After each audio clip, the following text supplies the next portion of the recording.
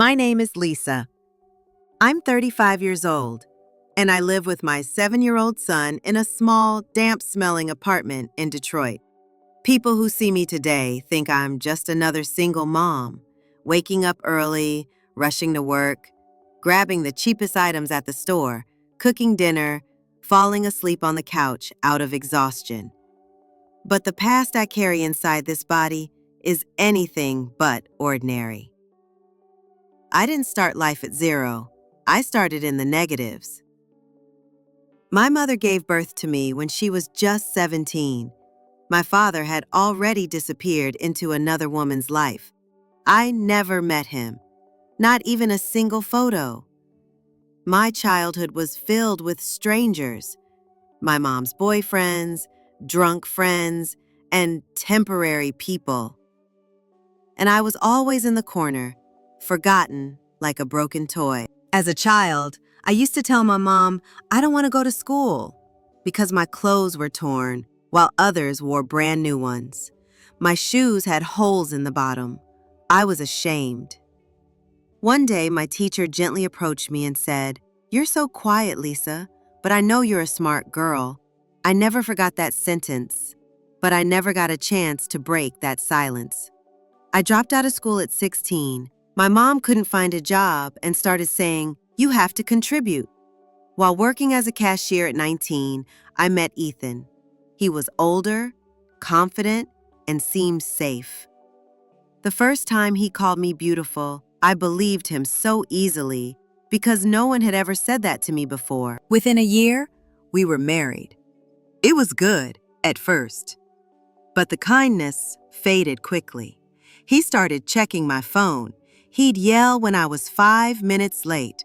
The first slap came unexpectedly. Still, I told myself, he loves me. He just gets angry. But the slaps became a routine. Silence became punishment. Neglect became normal. At 28, I got pregnant. When I heard my baby's heartbeat, something inside whispered, "Run!" But I was afraid. Where would I go? I had no one behind me. When my son was born, Ethan didn't even come to the hospital. "You wanted this baby, not me," he said when we came home. That was the moment something inside me shattered. One night, I was cleaning up shattered glass in the kitchen. My hand was bleeding. I heard my baby crying from the next room. I stood up, wrapped him in a blanket, grabbed my wallet, and walked out of that house. Forever. I didn't know where I was going, but I knew if I stayed, I'd disappear completely. I went to a women's shelter. I had no plan, no hope. A nurse there listened to me and said just one thing: "This is not your fault." That sentence became the most powerful thing anyone had ever told me. From that day, I began to rise, slowly, painfully, but surely.